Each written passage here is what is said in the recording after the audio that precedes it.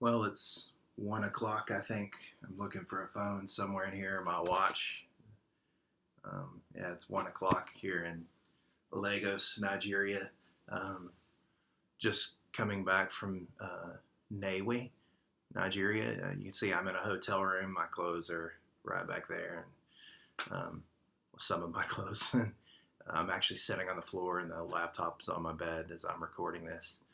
Um, but tonight I was laying in bed, um, lights out, ready to go to sleep, and my wife calls me, and she's like, "I got nothing." She's like, "I nothing, nothing," and so she's like, "Will you teach the class?" And I'm like, "I'm." It's 12 o'clock at night in Africa, and you're asking me to teach a class in Calvin, Oklahoma, and uh, I never really answered her. I didn't have to because she knew I would, and she connected me through her phone and the Facebook Messenger app. And at first, it was a video chat, and then it just turned into a call to save bandwidth and do some things that really don't matter. But I pulled out my Bible and talked about Psalms 147:3 and some things that are going on in my heart. And um,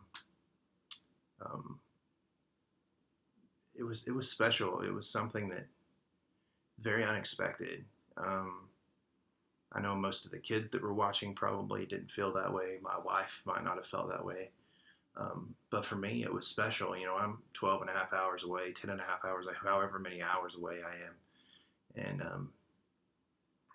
there's 17 people, 18 people sitting in a room somewhere wanting to talk to me, wanting me to talk to them about who Jesus is and what he can do for them. And, you know, that's a big deal. I don't know that I've really ever had that. And, it's special.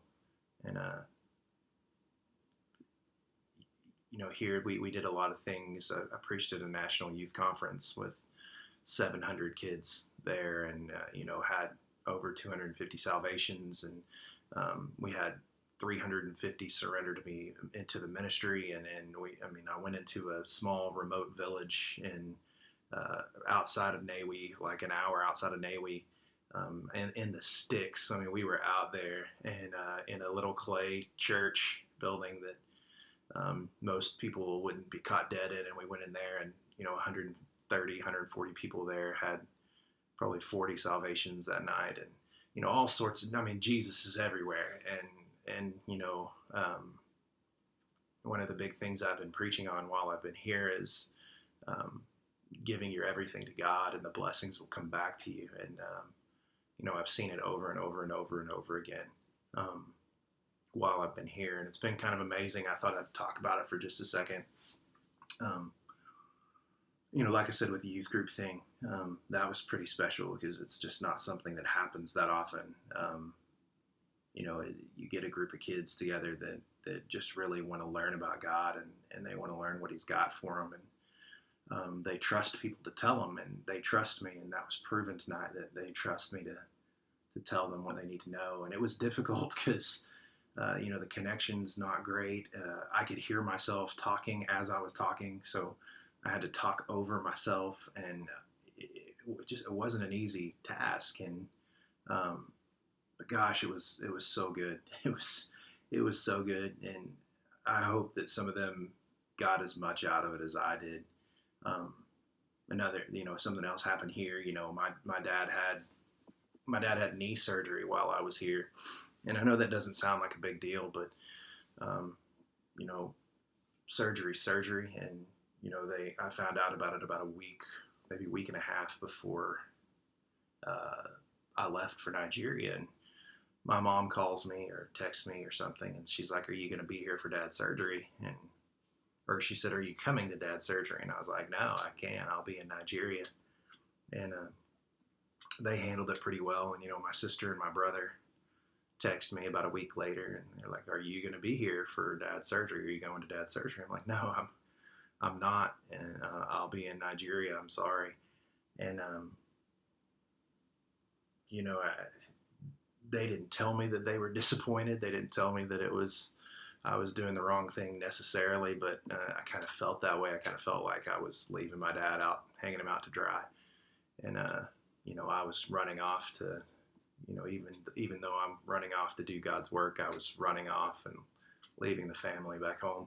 And so I get here and I tell the church about it, that night. I say, my dad is out there, and I talk about having confidence in the blood of Christ and what he's done for us. And, um, casting our nets and expecting the blessings to come back, just like the disciples before they were disciples, Simon Peter and his boat, and God taking him out into the deep waters and taking him further out to where the beach just doesn't matter anymore. The people back there just don't matter anymore because you're just drawing near to Jesus. You're just following Jesus. And, I was talking about that, and I was telling him that's where I'm at right now because, my dad, right that minute, my dad was in surgery, someone cutting on him. And I told him that's where I was at. And, I expected my dad to come out of it. I expected blessings, and I expected his knee to be better than it ever was, and him to not have any uncommon or unnecessary pains or anything like that. And the next day, I called my mom, and I actually video chatted my mom, and I was like, "Hey, how's it going?" She's like, "It's great. Everything's good." And we talked for a little while, and she hung up, and she sent me a message real quick after that. She was like, "Where are you?" And I was like, "I'm in Nigeria." "What do you mean, where am I?" She's like, "No, where in Nigeria are you?" And I was like, "Well, I'm in Nawi." And she says, "Okay, you're in Nawi." She said, and then she doesn't say anything else. I'm like, "Well, why do you need to know where I'm at? What difference does it make where I'm at?" And she said, they were sitting in their room. Dad was recovering. The drugs had started to wear off. Some of the pain was coming in. And a man walks through the door and said he started to talk, and he had a really thick accent. And my dad just kind of looked at him and said, "Where exactly are you from?" And he said, "I'm from Nigeria." And my dad says, "My son is in Nigeria right now." And he says, "No way." He says, "Where's he at?" And so they asked me, and I say, I'm in Nawi. And they say, "Well, yeah, he knows exactly where that is. He can, he doesn't live too far from there," or whatever, whatnot. And,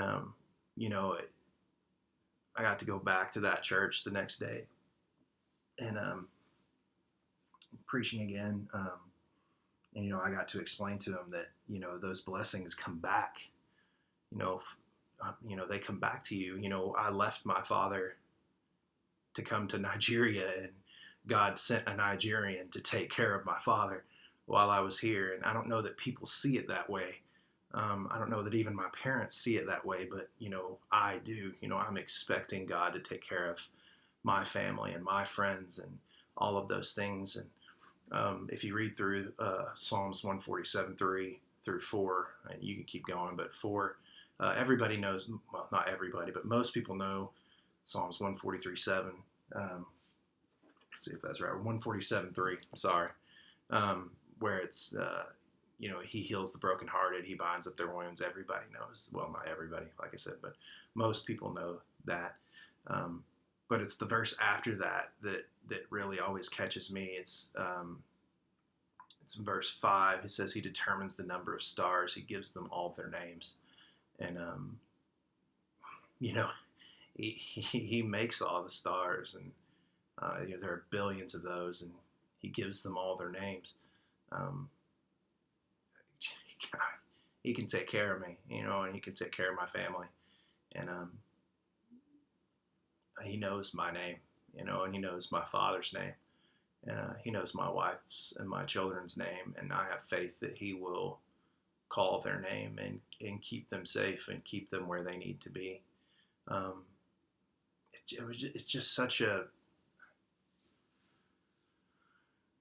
it's such a different. I don't want to say difficult because that's not right.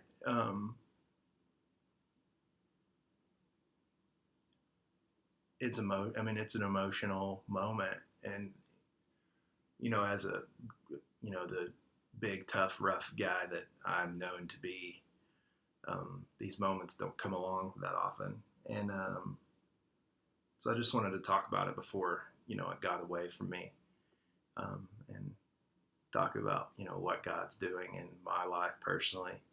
Um, while I'm here, He's ministering to me through things there, and that's not something that's ever happened in my life before. So um, it's kind of a weird moment in time, and I'm loving it. I'm loving every second of it because I can see God moving in my life and in my family's life and in my youth group's life, and um, I can see God all over it. I'd say God's all over Africa because I absolutely believe that. If you ever go to Africa or ever get a chance to go to Africa, trust me, you should take it because these people, they are looking for Jesus all the time. And when you're looking for Jesus, Jesus shows up. And, I'm looking for Jesus. And I've got kids in a youth group in Calvin, Oklahoma, who are looking for Jesus. And I have a father who's looking for Jesus. And, gosh, it's so good to to see Jesus where He is. And I we started doing these I started doing these web blogs, and believe it or not, I haven't posted a single one because I just haven't felt like it was time yet to post anything. And as I'm trying to grasp what's next and what's coming, um, I'm focused a lot on school right now and finishing my master's degree. Um, and so there's not a lot of time. I got 3 children, a 5-year-old who takes up a lot of my time. I have an amazing wife who takes some of that most of that load off of me. But I want to spend as much time with them as I can. But gosh, it's hard to explain. I I want people to see what God's doing in the world, not just, I don't want them just to read the Bible and think that, oh, God only moved in the Old Testament or the New Testament. And I want them to know that He's moving now. And they can be a part of it. They can see it. They can be a part of it. And they can feel God's presence and His movement and know that He is who He says He is, and that He did number the stars, and He did count them, and He named them. He did everything. And if He can do that, He knows my name. And if He knows my name, He definitely knows yours. So I'll be praying for you, and I hope that you'll continue to pray for us, my family, and Russell Ministries / the World Mission Team, whatever you want to call us. And I pray that you'll just continue to pray for our family and our ministry, and what God's doing in our lives. So good night from Lagos, Nigeria. Headed home tomorrow. I start my journey on a huge flight from here to Atlanta. So we're going to have a wonderful time. But I hope you will pray for us, and I'll continue to pray for you.